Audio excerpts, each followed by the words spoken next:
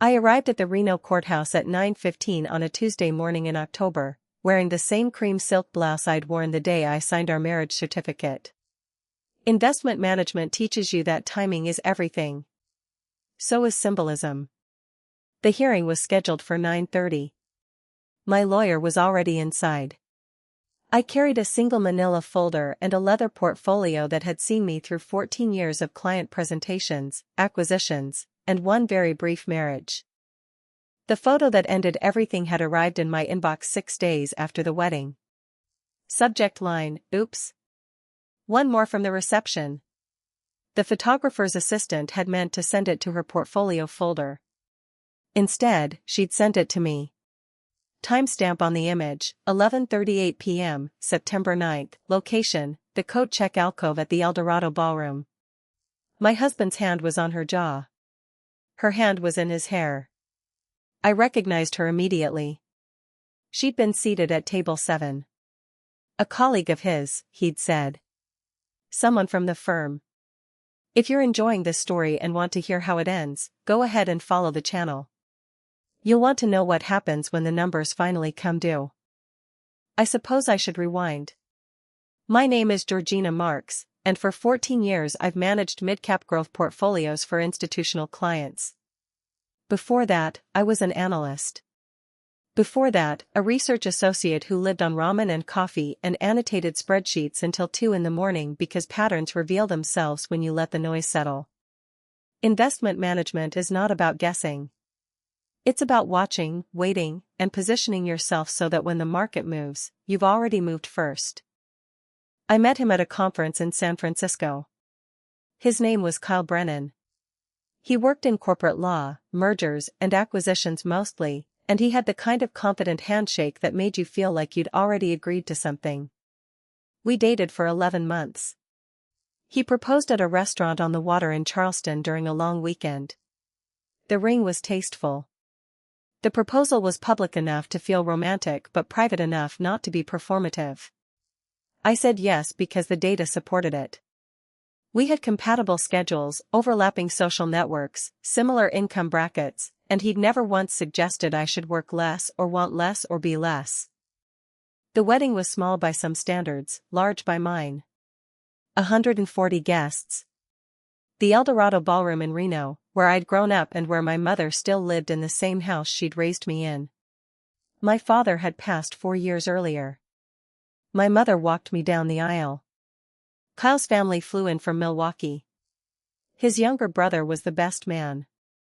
His college roommate gave a toast that got too long and slightly too drunk, but people laughed, and the dancing started on time. I remembered table 7. I'd seated his work colleagues there, people I'd met once or twice at firm events. I didn't know most of their names. The woman in the photo was blonde, mid-30s, tall. She'd worn a dark green dress, sleeveless. I'd noticed her during the cocktail hour because she'd laughed very loudly at something Kyle said near the bar. At the time I thought nothing of it. People laugh at weddings. The photo arrived the following Friday. I was working from home. Kyle had gone into the office. I opened the attachment, and the world did not shatter. It clarified. There is a difference. When an asset underperforms, you don't panic. You review the data. You ask what you missed in your initial assessment. You ask what changed. You ask what the loss will cost you if you hold versus if you cut. I saved the image to 3 separate drives. I forwarded it to an encrypted cloud folder. Then I reopened the photographer's original contract and found the assistant's name, Shauna Voss. I called her directly. She answered on the second ring. I kept my voice level, warm even. I told her I'd received the image, that I appreciated her eye for candid moments, and that I'd love to see the full set of photos from that evening, unedited, with metadata intact. She hesitated. I added that I was putting together a private album and I wanted every moment documented, even the ones that didn't make the original cut. She said she'd send everything over by Monday. I thanked her. I did not mention my husband. I did not mention the woman.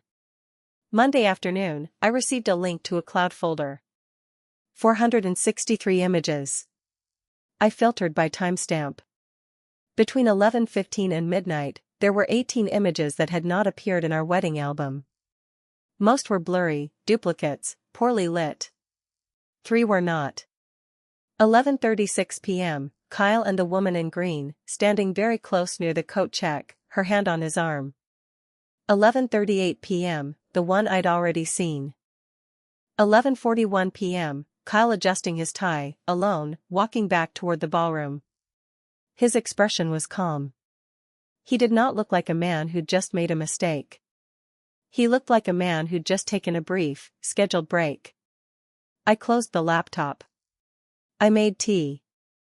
I sat in the chair by the window that faces the small courtyard behind our building, the one I'd imagined sitting in on weekends with coffee and a book. Our building. I needed to be precise about that. We had moved in together 4 months before the wedding. The lease was in both names. The furniture was mostly mine. The security deposit had come from my account. Kyle came home at 7. He kissed me on the cheek, asked how my day was, and opened a beer. I told him my day had been productive. I asked about his. He said it had been long. Regulatory paperwork. A client call that ran over. He sat on the couch and turned on a basketball game. I watched him from the kitchen. He looked exactly like he had every other evening. No guilt in the slope of his shoulders. No hesitation in the way he propped his feet on the coffee table. Either he was a sociopath or he did not consider what he'd done to be a betrayal. Investment management teaches you that people reveal their priorities in how they allocate resources. Time, money, attention. Kyle had allocated 11 minutes to someone else on our wedding night. The question was whether those 11 minutes were an isolated event or part of a pattern I hadn't priced in. I spent the next 3 days auditing. I went through our shared credit card statements, cross-referencing dates and charges. Most were unremarkable. Groceries, gas, a few dinners out. But there were charges I didn't recognize. A hotel in Charleston, 2 months before the wedding. Flowers sent to an address I didn't know. A jewelry purchase, small, the week after he'd proposed to me. I'd assumed that charge was the ring, but the dates didn't match. The ring had been purchased 5 weeks before the proposal. This was after. I logged into our shared calendar. We'd synced our work schedules early in the relationship, a convenience that now doubled as an archive. I traced backward. There were late meetings, evening client calls, weekend work sessions that I had never questioned because I kept the same kind of hours. But there were gaps. Tuesdays when his calendar was blocked as busy with no details. Fridays when he'd told me he was traveling for work, but I found no travel charges on the card. I did not confront him. Confrontation is for people who want catharsis. I wanted information. I hired a private investigator on Thursday. Her name was Denise Wu. She had worked financial fraud cases for a decade before going private. I gave her the photo, the credit card statements, and the calendar gaps. I told her I needed documentation, not suspicion. She said she'd have a preliminary report in a week. Kyle did not notice any change in my behavior. We had dinner together most nights. We watched television. We had sex twice that week, which was typical. He asked once if I was feeling okay. I said I was tired from a difficult client account, which was true. He suggested we take a weekend trip once things settled down. I said that sounded nice. I did not say I was already planning my own trip, just not with him. Denise sent her report the following Wednesday. It was 32 pages, annotated, cross-referenced, thorough. The woman's name was Simone Driscoll. She worked at Kyle's firm, junior partner, corporate tax division. They had been involved for 7 months. The affair had begun in April, 4 months before our wedding. There were hotel stays in Charleston, Tucson, and twice in Portland. Dinner receipts. Bar tabs. A weekend in Asheville I had believed was a work retreat. Simone was married. Her husband's name was Greg. He was a software engineer, according to his LinkedIn profile. They had no children. They'd been married 3 years. I read the report twice. Then I called my attorney. Her name was Joanne Fitzhugh. She had handled the closing on my first investment property 6 years earlier and had since managed every contract, lease, and estate document I'd signed. I trusted her the way you trust a surgeon, not because she was warm, but because she was exact. I met her at her office Friday morning. I brought the report, the photos, and a list I had made the night before. Joanne read everything in silence. When she finished, she folded her hands on the desk and asked what outcome I wanted. I said I wanted a dissolution. I wanted it clean, fast, and I wanted to retain everything I had brought into the marriage. I also wanted to ensure he understood exactly what he'd lost, not in emotional terms but in financial ones. Joanne asked if we had a prenuptial agreement. I said no. She asked how our assets were structured. I walked her through it. The apartment lease was joint, but I had paid the security deposit and the first 3 months. The furniture, the art, the kitchenware, all mine, purchased before we'd moved in together. We had one joint checking account, opened 3 months before the wedding for shared expenses. The balance was $4,200. I had contributed $3,000 of it. Then there were my separate accounts. My portfolio management clients were mine alone, contracts signed in my name. My retirement accounts, untouched. My brokerage account, which held a concentrated position in a healthcare technology company I'd taken a stake in 4 years earlier. At the time, it had been a speculative play, a mid-cap firm developing AI-assisted diagnostics. The stock had been trading at $11 a share when I'd bought in. It was now trading at $63. My position was worth just over $2 million. Kyle knew I worked in investment management. He did not know the details of my personal portfolio. I had never lied. He had never asked. Joanne leaned back in her chair. She said Nevada was a community property state. Anything acquired during the marriage was presumptively joint. I said we'd been married for 3 weeks. She smiled. She said that would make things simpler. I asked Joanne how long a dissolution would take if it was uncontested. She said 6 weeks, maybe less if we filed jointly and agreed on terms. I asked what leverage I had if he didn't agree. She said the photo was leverage enough, especially if Simone's husband didn't yet know. I told her I didn't want to weaponize someone else's marriage. She said that was admirable but potentially impractical. I said I wanted to try another way first. That evening, I cooked dinner. Pasta, the kind Kyle liked, with garlic bread and a salad. I opened a bottle of wine. He came home in a good mood. A deal had closed. He was talking about a bonus. I listened. I asked questions. I poured him a second glass. After dinner, I cleared the plates and sat back down across from him. I said I wanted to talk about our finances. He looked mildly surprised but not alarmed. I said I thought we should be more transparent with each other now that we were married, that it made sense to understand the full picture of what we each had. He agreed. He started talking about his 401k, his student loans, which were nearly paid off, and a small savings account his parents had started for him when he was young. I waited until he was finished. Then I told him about the brokerage account. I explained the healthcare technology company, the position I'd taken, the current value. I watched his face. He blinked. He set down his wine glass. He said, $2 million? I nodded. I said it was separate property, acquired before marriage, but I wanted him to know it existed. He asked if I was planning to do anything with it. I said I was considering reallocating some of the position, but nothing immediate. He smiled. He reached across the table and took my hand. He said he was proud of me. He said he'd always known I was smart, but he hadn't realized how smart.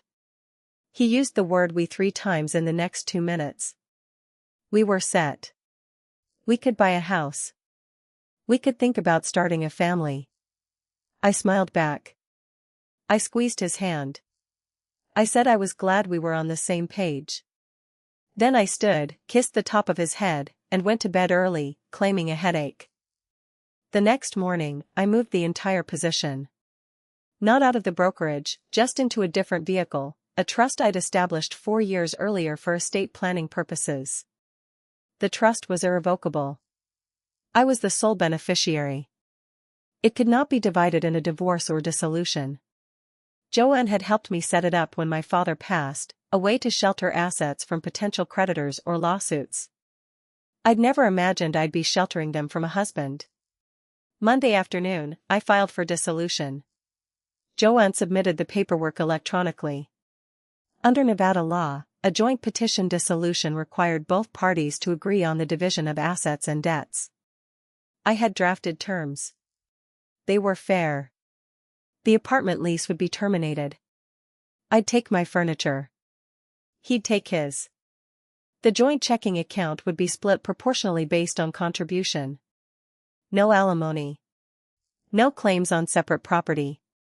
I was giving him an out that cost him nothing he'd actually earned. The papers were served to him at work on Tuesday. Joanne had arranged for professional service, discreet but formal. He called me at 4:50 in the afternoon. I let it go to voicemail. He called again at 5:30. I answered. He said, "What the hell is this?" I said, "It's a petition for dissolution. You should read it carefully." He said I was overreacting. He said we'd been married 3 weeks, we hadn't even had a fight. What was I thinking? I said I was thinking clearly. He asked if this was about money. I said no. He asked what it was about then. I said, "It's about allocation of resources." There was a pause. He said he didn't understand. I said I didn't expect him to. He asked if we could talk in person. I said we could talk through our attorneys. He said he didn't have an attorney. I said he should get one. I hung up. He called back twice. I did not answer. He came to the apartment that evening. I had changed the locks that afternoon. Legally ambiguous, Joanne had said, but effective. He knocked. He called my name through the door.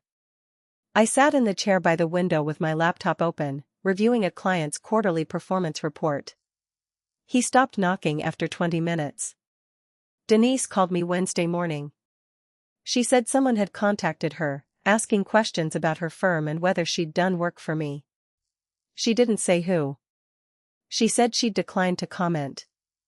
I thanked her. I asked if she still had contacts in corporate investigation. She said she did. I asked if any of them had worked matrimonial cases involving workplace affairs. She said several. I told her I might need a reference for someone else, not me. She said she'd send a name. Thursday, Kyle's attorney contacted Joanne. The attorney's name was Michelle Parrish. She worked at a firm that specialized in family law. She requested a meeting to discuss terms. Joanne said she'd make herself available the following week. Michelle said her client was hoping for something sooner. Joanne said her client's schedule was full. The meeting was set for the following Tuesday at Joanne's office. I wore a charcoal suit, the same one I'd worn to pitch a pension fund 3 months earlier. Michelle arrived with Kyle. He looked tired. There were shadows under his eyes that hadn't been there the week before. He'd lost weight, or maybe it was just the way his shirt hung on him. He didn't look at me when he sat down. Joanne laid out the terms. Michelle reviewed them. Kyle stared at the table. Michelle asked about the brokerage account I'd mentioned to Kyle. Joanne said it was separate property, held in an irrevocable trust established prior to marriage. Michelle asked for documentation. Joanne provided it. Michelle read for 3 minutes, then set the papers down. She said, "This is clean." Kyle looked up. He said, "She told me about it after we were married." Joanne said, "The asset was acquired in 2020. The trust was established in 2021. Both predate your marriage by years. Disclosure is not the same as commingling." Michelle said, she's right. Kyle said, this is bullshit. I spoke for the first time since we'd sat down. I said, you're welcome to contest it. It will take longer and cost more, but the outcome will be the same. He looked at me then. Really looked, the way you look at someone when you're trying to find the person you thought you knew. He said, why are you doing this? I reached into my portfolio and pulled out a single printed photo. I slid it across the table.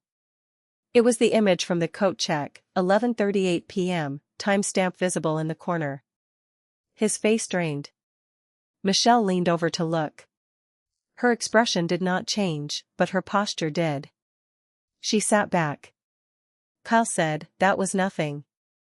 I said, then this should be easy. He said, it was a mistake. One time.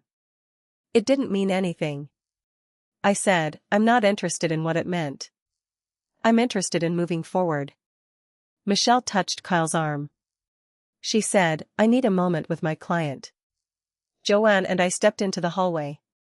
We stood by the window overlooking the street. It was raining lightly. Joanne said, he'll sign. I said, I know. She said, do you want to tell him about her husband?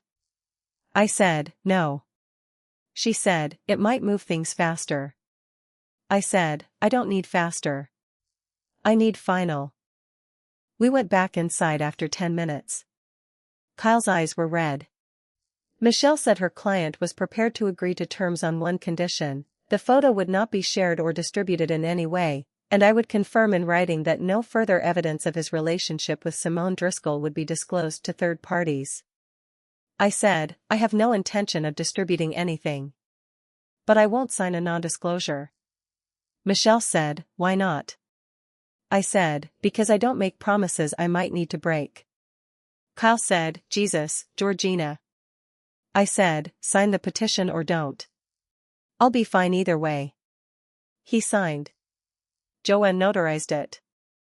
Michelle took a copy. Kyle stood and walked out without looking back. Michelle stayed for a moment. She said, for what it's worth, you're handling this better than most.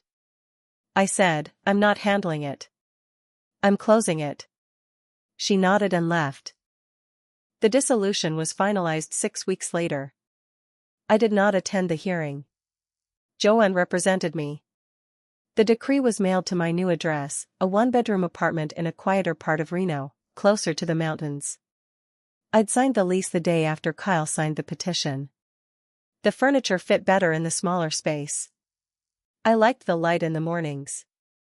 I did not contact Simone Driscoll. I did not contact her husband.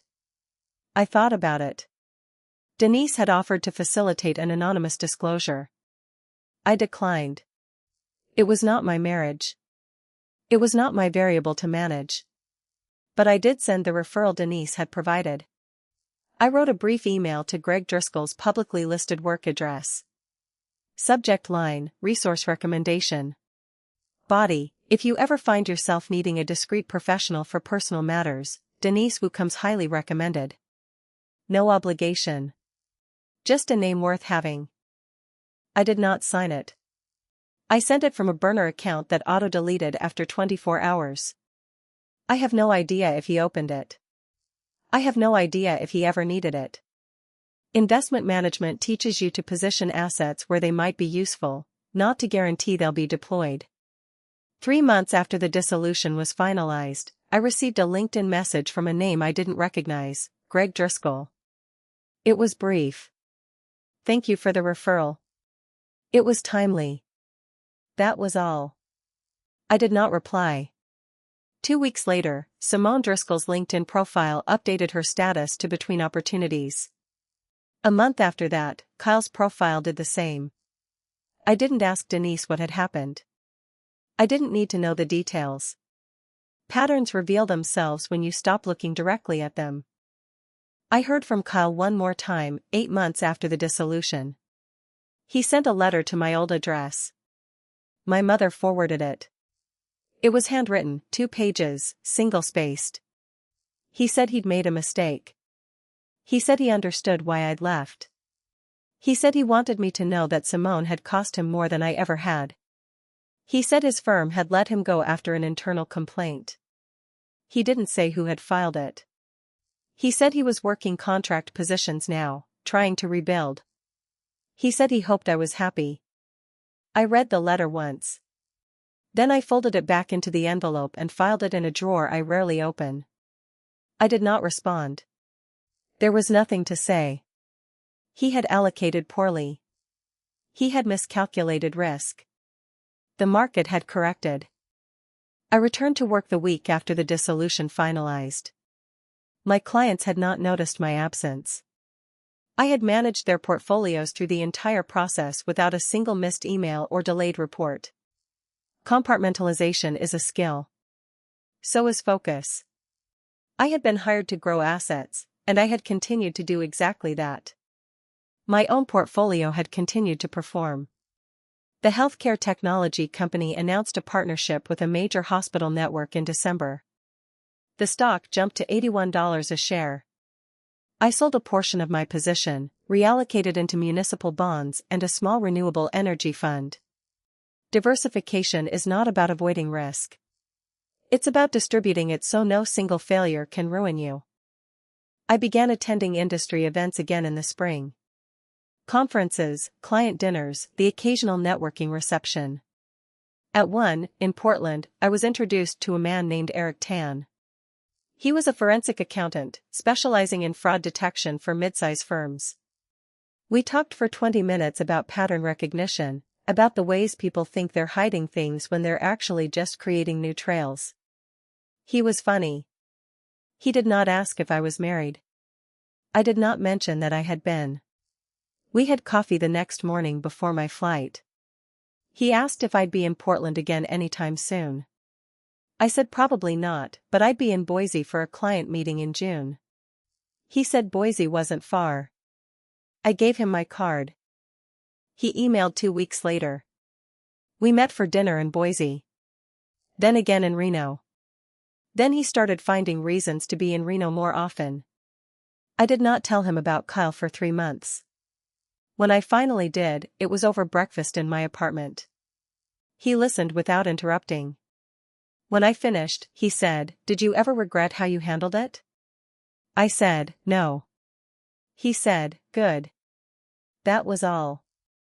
He did not offer comfort I didn't need or advice I hadn't asked for. He simply continued eating his eggs. Investment management teaches you that the best partnerships are the ones where both parties understand the terms without needing them written down. A year after the dissolution, my mother asked if I was seeing anyone. I said I was. She asked if it was serious. I said I didn't know yet. She said that was a good answer. My mother is a retired high school math teacher. She understands variables. Eric met her 4 months later. They talked about probability theory and whether true randomness exists. I watched from the kitchen while I made tea. My mother laughed at something he said. It was a sound I had not heard enough of in the years after my father passed. When Eric left, my mother hugged me and said, "He's good at listening." I said, "Yes." She said, "So were you, once. Before you had to be good at watching." I did not ask what she meant. I already knew. The healthcare technology company went public 18 months after my dissolution. The IPO priced at $94 a share. My remaining position vested fully. I sold another portion and established a second trust, this one with a charitable remainder. Part of the distribution would fund a scholarship for women studying financial analysis at the community college where I'd taken my first accounting course. The rest would go to an organization that provided free legal aid for divorce and dissolution cases in Nevada. Joanne helped me structure it. She said, "You're funding your own revenge." I said, "I'm funding clarity." Revenge would have been louder. She said, "Fair enough." I never saw Kyle again in person, but Reno is not a large city. I heard things. A former colleague mentioned he'd moved to Spokane. Another said he was working in compliance now, a step down from where he'd been. I did not ask follow-up questions. I did not need his trajectory. I had my own. Eric and I moved in together 2 years after we met. Not the apartment I'd taken after the dissolution, but a small house on the north side of the city with a view of the hills. It had a second bedroom I converted into an office. He worked from home 2 days a week. We developed rhythms. Coffee in the mornings. Dinner most evenings. Silence when we needed it.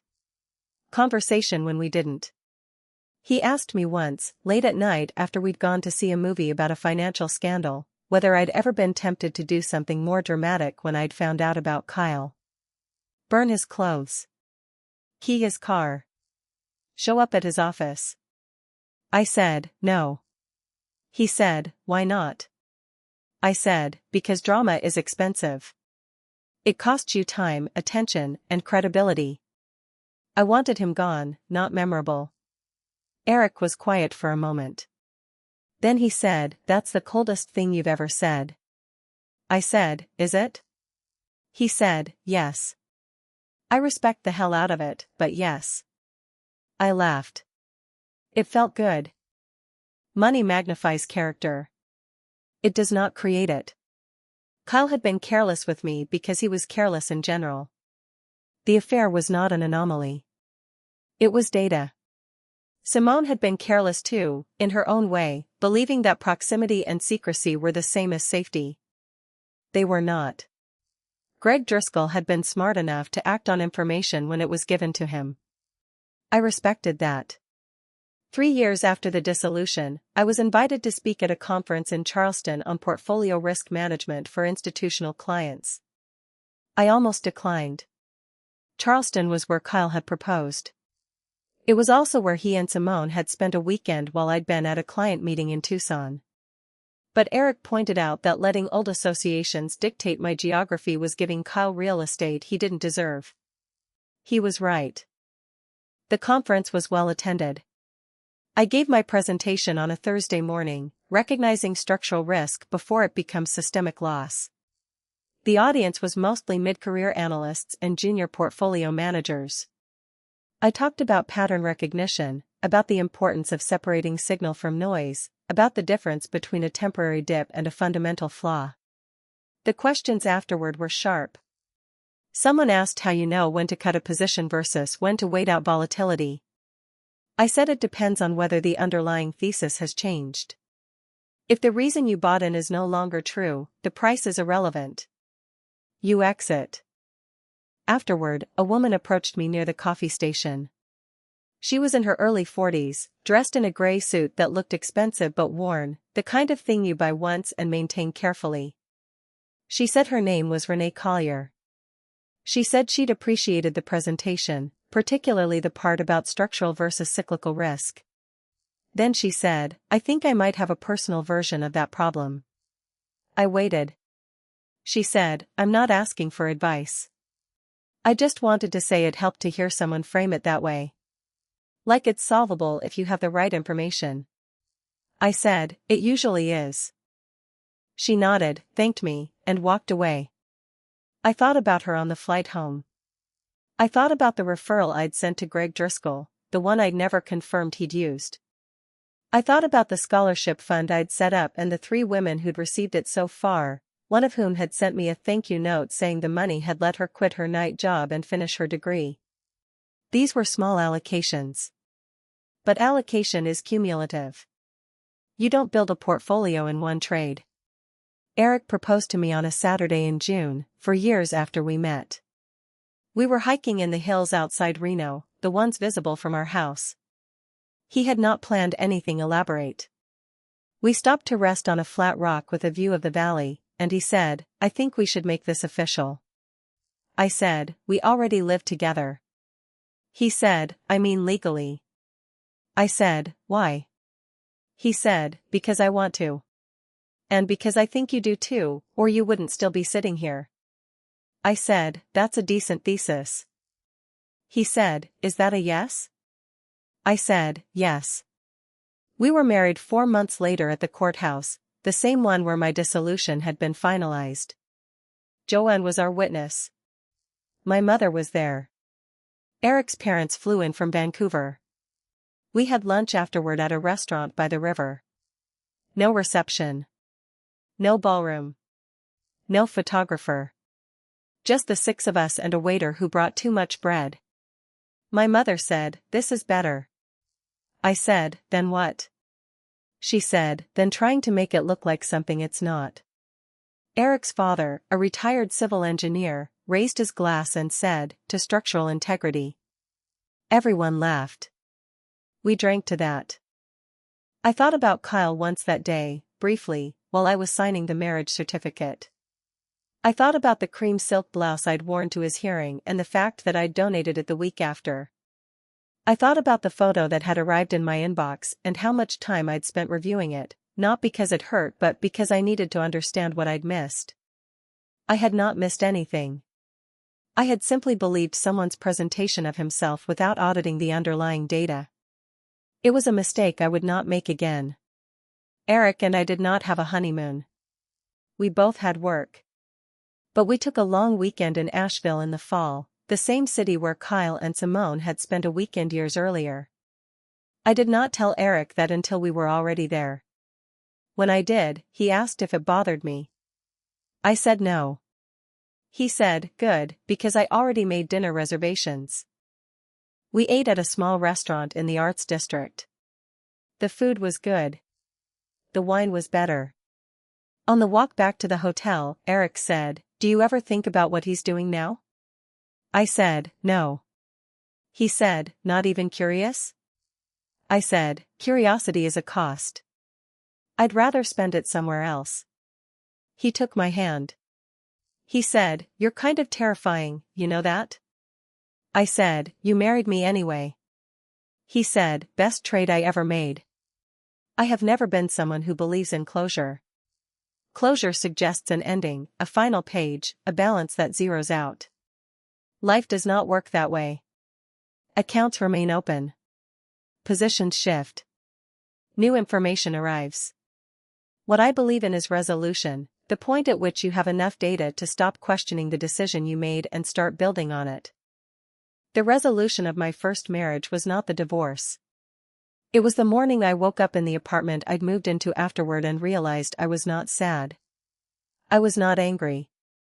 I was not waiting for anything. I was simply awake, in a place I'd chosen, with work I valued and a future I could see clearly. That was resolution. The resolution of my second marriage, if it needs one, is this: I am still awake. I am still choosing. The future is still clear. 5 years after the dissolution, Denise called me. She rarely did. We exchanged holiday cards and the occasional email, but phone calls were reserved for something specific. I answered on the second ring. She said, "I thought you'd want to know. Kyle Brennan filed for bankruptcy last month." I was quiet. She continued. Chapter 7.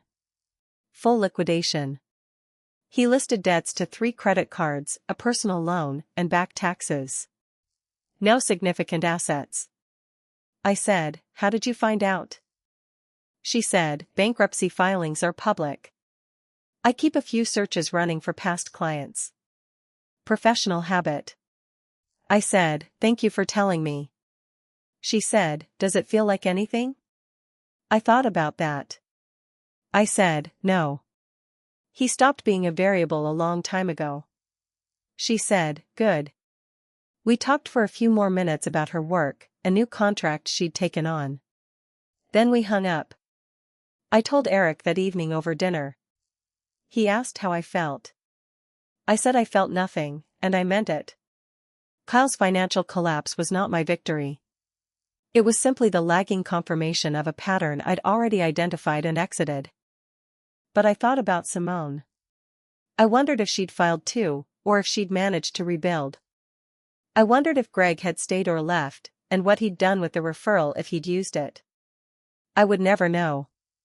These were closed loops, systems I had no visibility into and no stake in. Investment management teaches you that once you've exited a position, you stop tracking it. The data is no longer relevant. Eric and I stayed in Reno. We talked occasionally about moving somewhere larger, Seattle or Denver, but neither of us felt the urgency. My client base had grown. I was managing portfolios for 2 pension funds now, a university endowment, and a healthcare nonprofit. Eric's firm had promoted him to lead forensic auditor. We were both busy. We were both good at our work. We were both good at coming home and leaving it behind. We did not have children. It was not a deliberate choice in the beginning, just a question we kept deferring. Eventually, the question answered itself. We were content. Eric's nephew visited twice a year, and I taught him how to read a stock chart when he turned 12. My mother said that counted. I saw Joanne for lunch once a quarter. She had semi-retired, taking only select cases.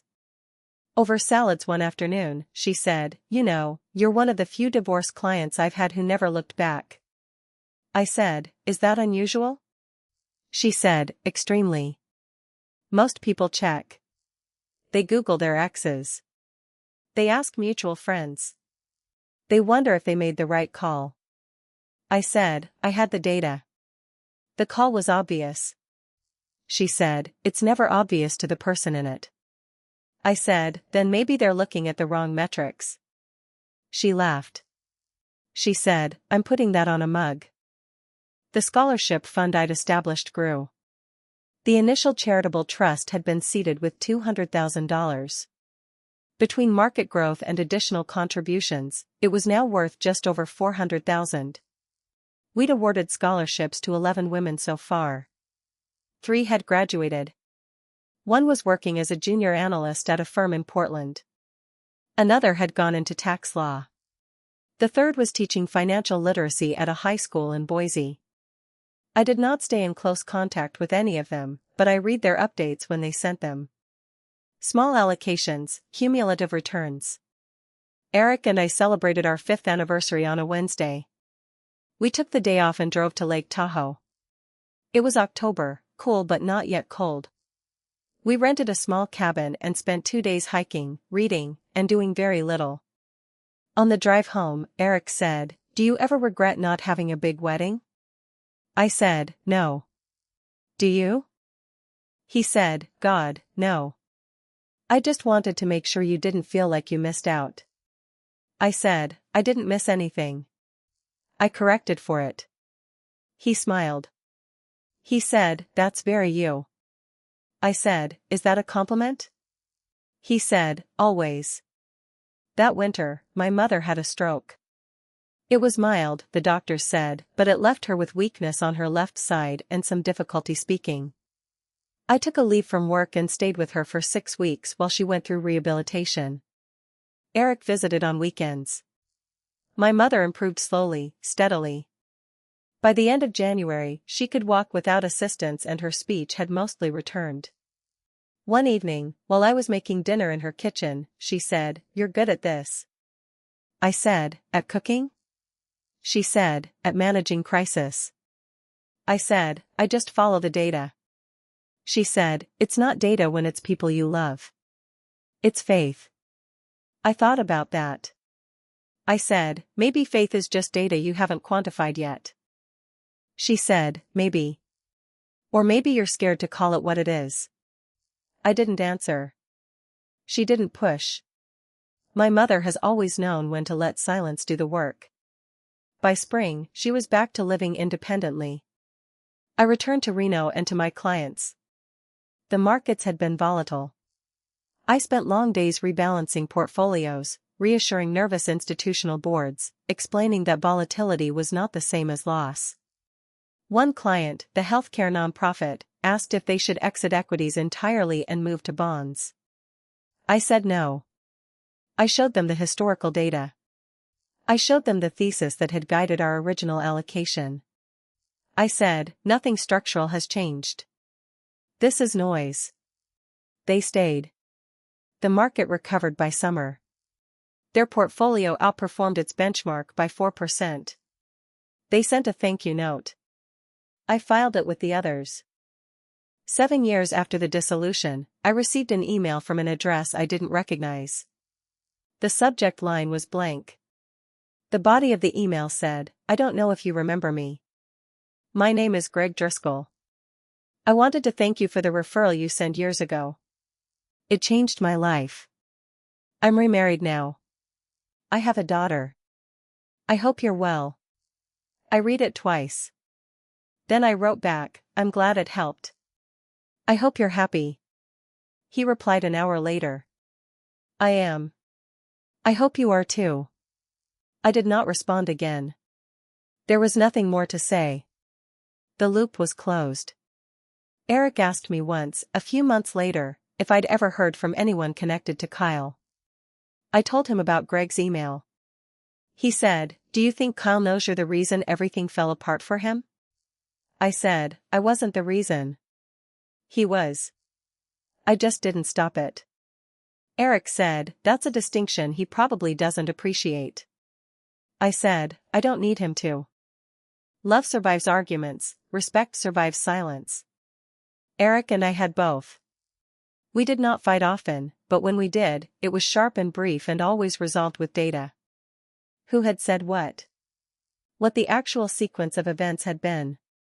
What we were each responsible for. No gaslighting. No revision. Just facts, laid out and agreed upon. It was the kind of partnership I had not known I needed until I had it.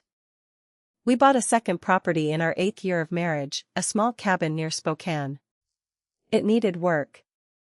We spent weekends there, stripping wallpaper and replacing fixtures. Eric was better with tools than I was. I was better with budgets. We divided the labor accordingly. By the end of the year, the cabin was livable. We started renting it out in the summers. It generated enough income to cover its own maintenance and then some. Another small allocation. Another return. I turned 43 the year the healthcare technology company I'd invested in over a decade earlier was acquired by a larger firm. My remaining position was bought out at $118 a share. The payout was substantial. I reinvested most of it, but I kept a portion liquid. Eric and I talked about what to do with it. He suggested a larger house. I suggested we didn't need one. He suggested travel. I said maybe. We compromised. We took a month and went to New Zealand. It was the longest either of us had been away from work. We hiked. We visited vineyards. We spent 3 days in a small town on the South Island where the only thing to do was read and walk along the coast. It was the first time in years I had gone entire days without checking my portfolio or my email. It felt strange. Then it felt fine. On the flight home, Eric said, we should do this more. I said, we should. He said, will we? I said, probably not. He said, at least you're honest. I said, always. My mother passed away 2 years later. It was not sudden. She'd had another stroke, a larger one this time, and the recovery was slow and incomplete. She spent her last 3 months in a care facility where the nurses were kind and the room had a window that faced a garden. I visited twice a week. Eric came with me when he could. She was lucid most days. On one of the last good days, she said, you turned out better than I expected. I said, what did you expect? She said, I thought you'd be hard. You're not. You're just clear. I said, is there a difference? She said, yes. Hard people break. Clear people bend when they need to. She passed 3 days later, quietly, in the early morning. I was not there. The facility called at 6. I drove over immediately, but she was already gone. Eric met me there an hour later. We sat with her for a while. Then we handled the arrangements. The funeral was small. A few of her former colleagues from the high school. Some neighbors. Joanne came. Denise sent flowers. We buried her next to my father in a cemetery on the east side of Reno. The service was brief. I did not cry, not because I was not sad, but because grief, like everything else, required processing. I would do that later, in private. Eric and I drove home in silence. That evening, he made dinner. I sat at the kitchen table and watched him move through the space we'd built together. He did not ask if I was okay. He simply cooked, plated the food, and sat down across from me. We ate. Afterward, he said, "She was right, you know." I said, "About what?" He said, "You're clear. That's the best thing about you." I said, "Thank you." He said, "You're welcome." We cleaned up together. We went to bed. I did not sleep well, but I slept. The scholarship fund became a memorial fund. I redirected it in my mother's name. We expanded the criteria to include women returning to education after time away, the kinds of students my mother had championed when she taught. The first award under the new structure went to a woman in her 50s who'd gone back to school after a divorce. She sent a thank you note that I kept. I am 47 now. Eric is 50. We still live in the same house in Reno, though we've renovated twice. The office I built in the second bedroom has better light now, and a desk Eric made from reclaimed wood. The cabin near Spokane is still ours. We've stopped renting it out. We go there more often now, a week at a time, sometimes longer. My client base has stabilized. I am no longer growing it. I have enough work to stay engaged and enough space to live. Eric has scaled back too.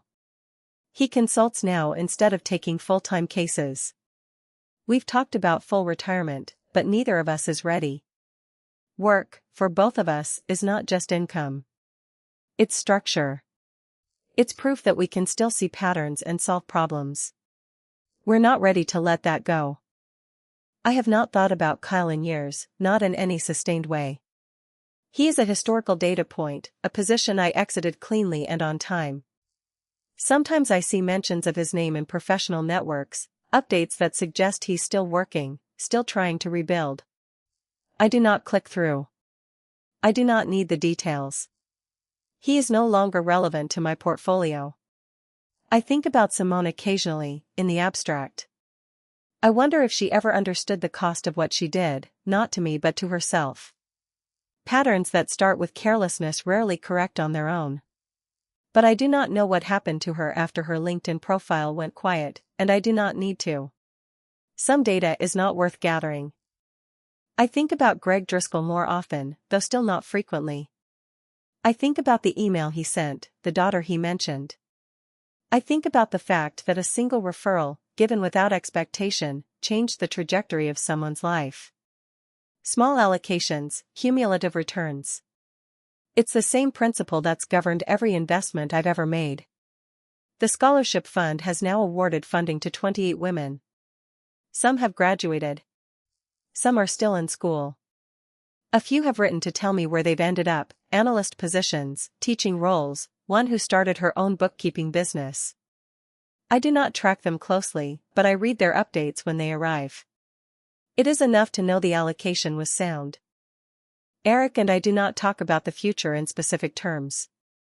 We talk about the cabin, about whether we'll add a second bedroom. We talk about his parents, who are aging and may need more support soon. We talk about my work, his work, the markets, the weather. We do not talk about legacy or meaning or whether we've done enough. Those are not questions that interest either of us. What interests me is this: I wake up in a house I chose, next to a person I trust, with work that matters and resources I've managed well. I have made mistakes, some large, but I've corrected for them without losing the principle. I have been betrayed, once significantly, and I handled it the way I handle every structural flaw. I identified it, exited the position, and reallocated. I do not believe in forgiveness as a moral imperative. I believe in it as a practical one. Holding on to anger is expensive. It costs attention, energy, time, all of which have better uses. I forgave Kyle not because he deserved it, but because I did. I forgave him the way you forgive a bad trade: you accept the loss, you learn what you can, and you stop letting it dictate your strategy. If I could go back to the morning I opened that email with the photo, I would not change anything. I would still save the image to 3 drives. I would still call the photographer's assistant. I would still hire Denise, meet with Joanne, file the dissolution, and move into the apartment by the mountains. I would still send the referral to Greg Driscoll. I would still build the scholarship fund. I would still meet Eric at a conference in Portland and give him my card. Every decision I made after that photo arrived was sound. Not because it led to happiness, though it did. Not because it led to wealth, though it did that too. But because it led to clarity. And clarity, more than anything else, is what I value. The wedding photographer who accidentally sent me that photo has no idea what she set in motion. The email was a mistake, a small error in a long day of sorting files. But small errors compound. A misplaced decimal point. A forwarded message. A single image, timestamped and undeniable. These are the things that reveal what was always there but hidden. I do not blame her. I sent her a generous tip 6 months after the dissolution, anonymously, through the platform where she advertised. She had given me the data I needed. That was worth something. I am not a vengeful person. I am a precise one. Revenge would have required me to stay engaged with Kyle's trajectory, to track his failures, to take pleasure in his losses. I have never had the bandwidth for that. Precision required only that I remove him from my portfolio and ensure he could not affect my returns going forward. That is what I did. Eric asked me once, years ago, if I thought Kyle had learned anything. I said I didn't know and didn't care.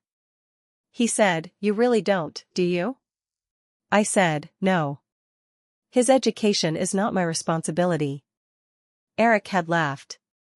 He'd said, "Remind me never to get on your bad side." I'd said, "You won't. You're honest." He'd said, "I know. That's why I'm still here."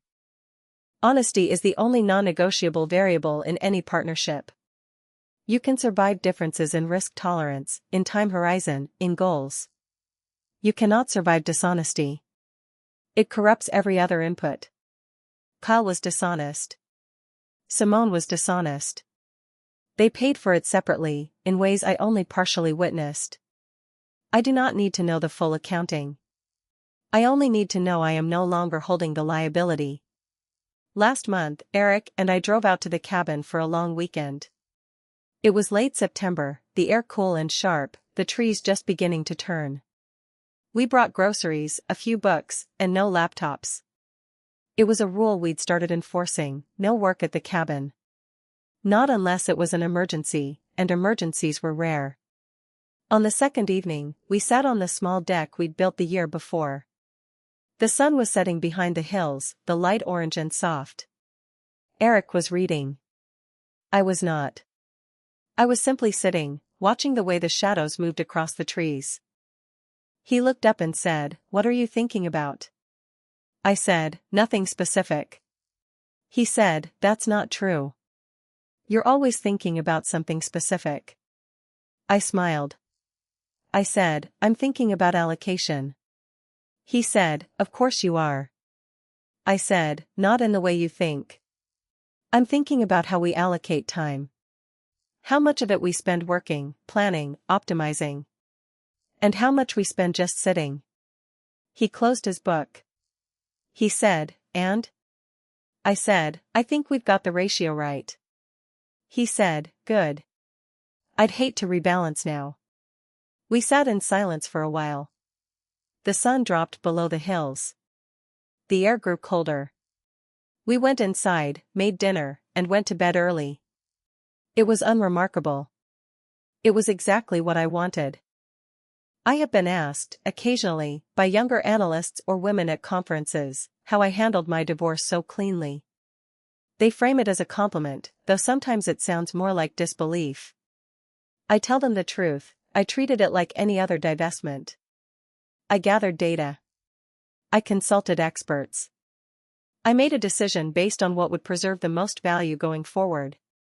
I did not let emotion cloud the analysis, not because I didn't feel anything, but because feeling something is not the same as acting on it impulsively. One woman, a junior portfolio manager in her late 20s, said, "But weren't you angry?" I said, "Yes." She said, "So how did you not let that take over?" I said, "Because anger is expensive. I had better things to spend my resources on." She looked at me for a long moment. Then she said, "I don't know if I could do that." I said, "You won't know until you have to." She nodded. I gave her my card. I said, "If you ever need a referral for a good attorney, let me know." She thanked me. I have no idea if she ever used it. But the offer was made. That's enough. I do not know what happened to Kyle after the bankruptcy. I do not know if he remarried, if he rebuilt, if he moved away or stayed in Spokane.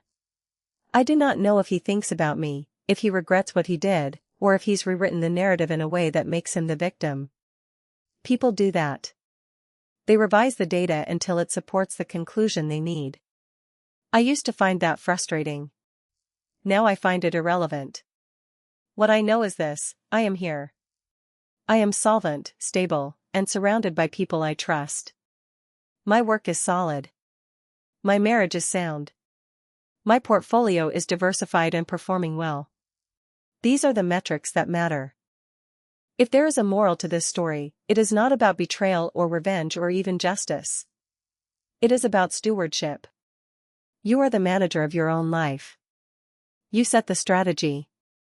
You allocate the resources. You decide what to hold and what to divest. And when something underperforms, when it becomes clear that the thesis has changed, you do not hold on out of sentiment or hope. You exit cleanly. You reallocate. You move forward. I exited my first marriage cleanly. I reallocated my time, my attention, my resources. I moved forward. That is not coldness. That is competence. Eric and I have talked, recently, about what we'll do when we're older. Where we'll live. Whether we'll stay in Reno or move closer to the cabin. Whether we'll travel more or settle more deeply into routines. We have not decided. We do not need to yet. The data is incomplete. We will decide when it is not. For now, we are here. In the house with the good light. In the marriage that works. In the life we have built together, carefully and deliberately, one allocation at a time. I do not look back often. But when I do, I see the shape of the decisions I made, the pattern they form. It is a pattern I am proud of. Not because it is perfect, but because it is coherent. Every choice led logically to the next. Every exit was timed correctly. Every reallocation was sound. That is all I have ever wanted, not to be right in hindsight, but to be clear in the moment. To see what is actually there, not what I wish were there. To act on data, not hope. To build something that lasts, not because it is romantic, but because it is structurally sound. Kyle did not understand that. Simone did not understand that. They built on sentiment and secrecy, and both are weak foundations. When the pressure came, they collapsed. I built on clarity. Clarity does not collapse. It adapts. I am still adapting. I am still building. And I am still here.